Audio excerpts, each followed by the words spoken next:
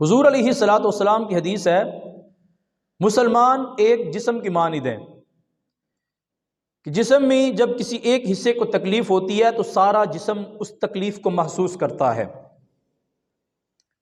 یہ مسلمان آپس میں حضور نے فرمایا کہ ایک جسم کی طرح ہیں۔ اگر ایک مسلمان کو تکلیف ہو تو سارے مسلمانوں کو تکلیف ہونی چاہیے۔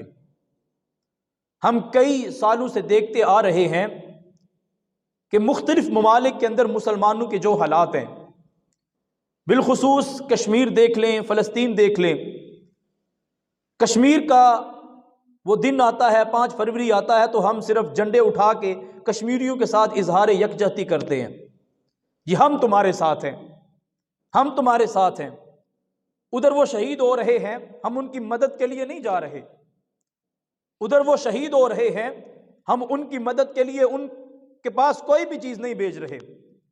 صرف اپنے ملک میں کھڑے ہو کے، اپنی گلی کو بند کر کے، اپنے روڈ کو بند کر کے ہم یہ کہتے ہیں جی ہم تمہارے ساتھ ہیں، ہم تمہارے ساتھ اظہار یکجہتی کرتے ہیں۔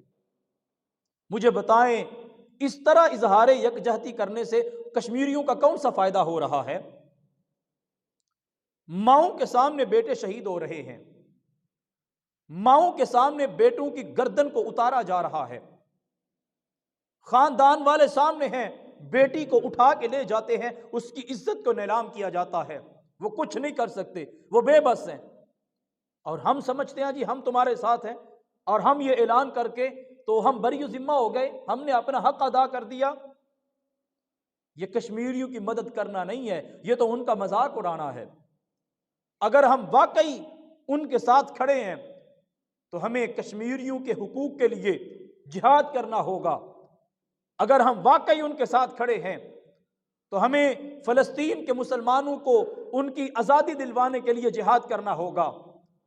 اگر ہم واقعی مسلمانوں کے ساتھ کھڑے ہیں تو ہمیں عالم اسلام کے مسلمانوں کی حفاظت کے لیے کھڑا ہونا پڑے گا، اور کفار کو، ان کے دوستوں کو یہ پیغام دینا پڑے گا کہ تم یہ نہ سمجھو کہ تم کشمیر کے اوپر بمباری کرتے ہو، تم ظلم و ستم کشمیریوں کے اوپر کر رہے ہو، تم یہ سمجھو کہ تم ساری دنیا کے مسلمانوں کے اوپر ظلم و ستم کر رہے ہو، لہٰذا ہم تمہارے خلاف جہاد کریں گے، ہم تمہارے خلاف جنگ کریں گے۔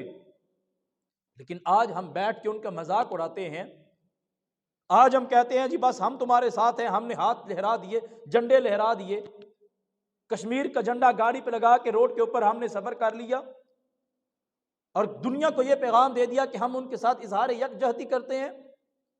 یہ اظہار یکجہتی نہیں ہے، یہ مذاق ہے ان کے ساتھ۔ ان کو تکلیف ہوتی ہے ہمارے اس عمل کی طرف دیکھ کے کہ ہم ادھر مر رہے ہیں، ہم ادھر شہید ہو رہے ہیں، تو یہ بچائے، ہمیں بچانے کے لیے ہمارے ساتھ وہاں کھڑے ہو کے صرف نعرے لگا رہے ہیں۔ تو یہ قطعی طور پہ ایسے نہیں ہو سکتا کہ ہمارا احتجاج کرنے کی وجہ سے، ہمارے روڈ پہ نکلنے کی وجہ سے ان کے اوپر ظلم و ستم بند ہو جائے۔ اگر ہم واقعی ان کے ساتھ کھڑے ہیں تو ان کے حقوق کے لیے ہمیں جہاد کرنا ہوگا۔